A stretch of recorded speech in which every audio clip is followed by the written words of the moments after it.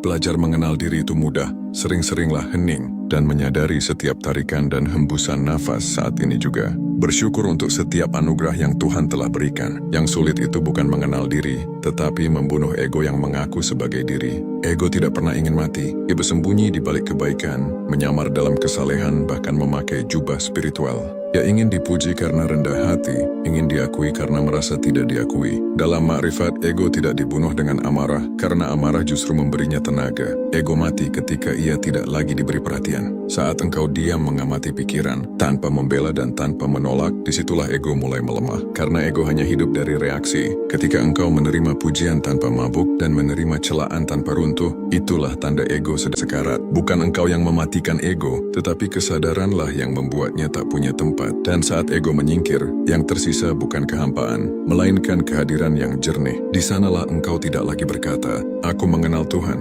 tetapi Tuhanlah yang mengenalkan dirinya melalui lenyapnya aku. Itulah kematian sebelum mati. Itulah hidup yang sebenar-benar hidup. Membunuh ego akan sangat sulit karena ia merasa paling benar saat merasa paling tahu. Ego tidak selalu keras, kadang ia justru sangat halus. Ia berkata, "Aku sudah sampai," padahal ia baru saja membangun singgasana baru. Ego akan luruh ketika disadari sepenuhnya. Saat engkau melihat keinginan untuk dipuji dan tidak menuruti ataupun menolaknya, tapi sadar dan belajar untuk mengendalikan, disitulah ego kehilangan suara. Ia hanya bisa berteriak jika engkau menjawabnya. Ketika engkau berbuat baik tanpa ingin dikenal sebagai orang baik, ketika engkau beribadah tanpa merasa lebih dekat dari yang lain, itulah awal kematian ego yang sejati. Bukan kehebatan yang dicari, melainkan keheningan. Bukan pengalaman luar biasa, melainkan lenyapnya pusat yang merasa istimewa. Dan ketika keakuan diri menipis, kehadiran diri yang sejati menjadi luas. Di titik itu, bukan engkau yang berjalan menuju Tuhan, tetapi Tuhan yang menyingkapkan diri saat ego tak lagi menghalangi.